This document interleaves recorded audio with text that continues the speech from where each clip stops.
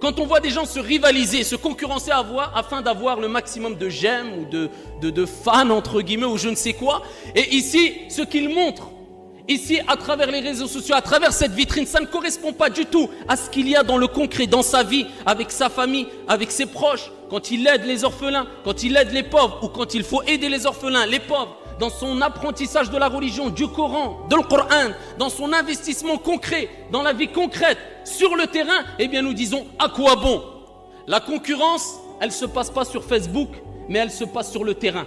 C'est sur le terrain qu'on verra vraiment qu'est-ce que tu vaux et qu'est-ce que tu vas laisser comme trace. Ceux qui ont marqué l'histoire, parmi les plus grands des savants, Ayyuhal Ahibba, et dont le monde musulman tout entier évoque et parle d'eux, n'avaient ni Facebook, ni Internet, ni YouTube, ni je ne sais quoi, et tout le monde parle d'eux. Pourquoi?